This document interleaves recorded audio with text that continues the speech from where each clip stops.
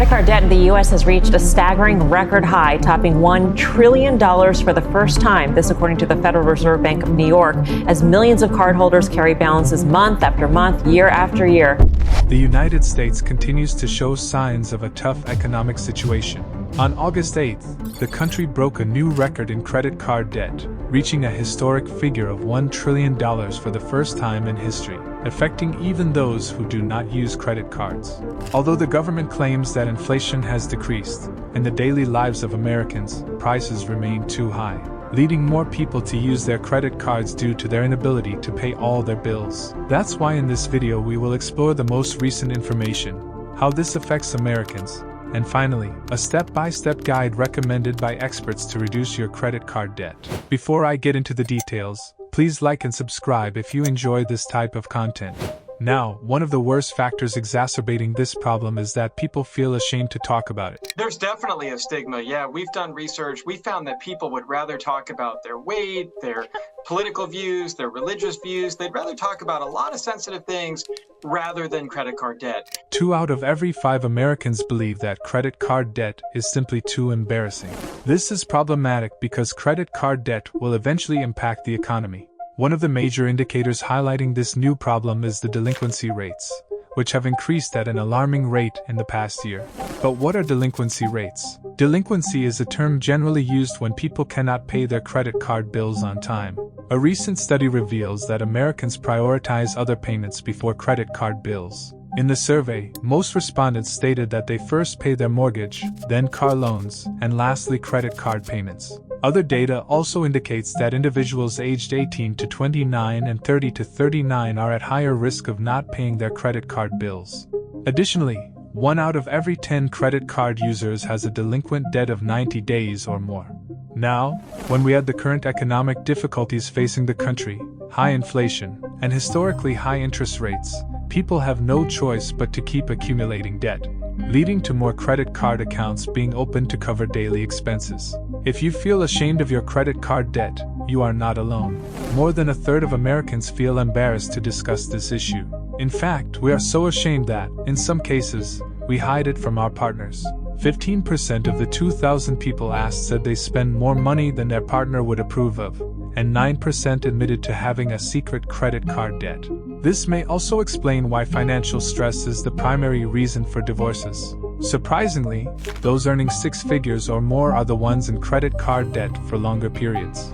The point is that everyone with credit card debt lives with it, regardless of age or the amount of debt. However, it is better to openly discuss this problem with trusted individuals because, like any other issue, to solve it, we first need to admit that we have a problem. This is an event that not only affects each person but also the entire country. This is because 54 million people have been in credit card debt for at least a year, and nearly half of all credit card holders carry their debt from one month to the next.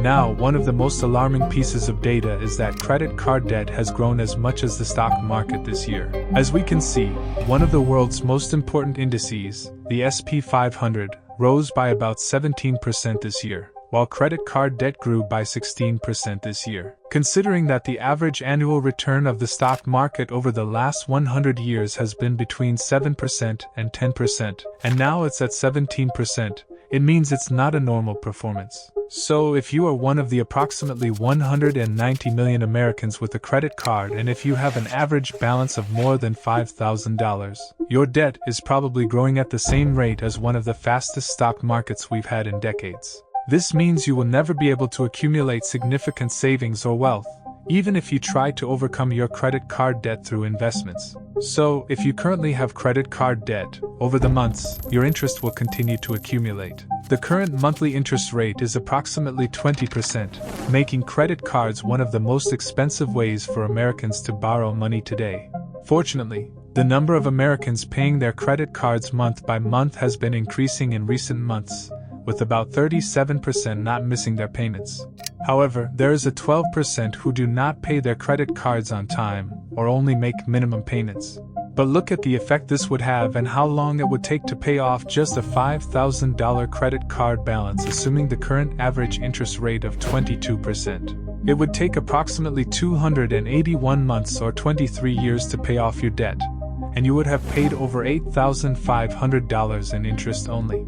Now, there are credit card companies that are very abusive with the average interest rates they charge if you do not make your payments on time. They can charge about 2% of your total outstanding balance. To better understand the magnitude of this, if you have the same $5,000 balance, over time, it could become $48,000, which would take you about 106 years to pay off. In other words, you would be paying off that debt for the rest of your life. Now, if you find yourself in this unfortunate situation, here is a guide on what you can do to get out of this tough situation. Step 1. Call your credit card issuer and request a lower annual interest rate. According to a LendingTree survey, around 50% of people who tried this obtained a lower rate.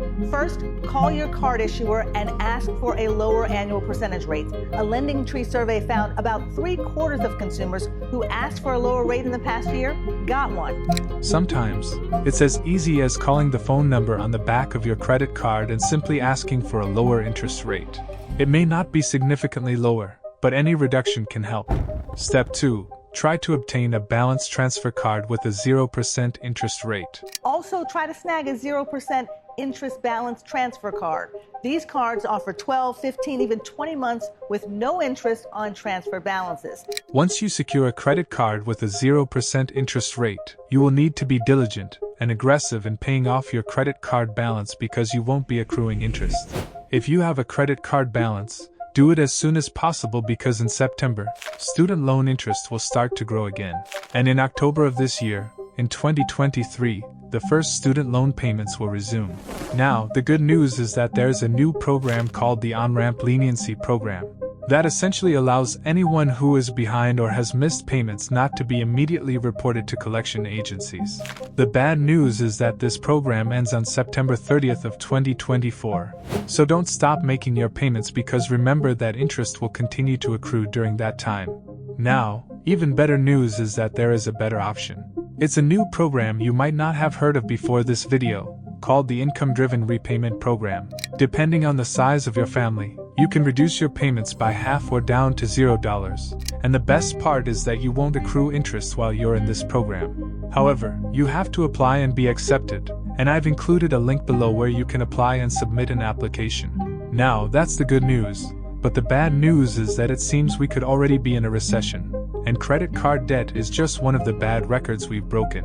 There are 4 more. The United States has also reached a record $17.1 trillion in household debt, a record $12 trillion in mortgage debt, a record $1.6 trillion in auto loans, and a record $1.6 trillion in student loan debt. These are not good records to break, and that's why some economists are telling us that we could be heading into a severe recession.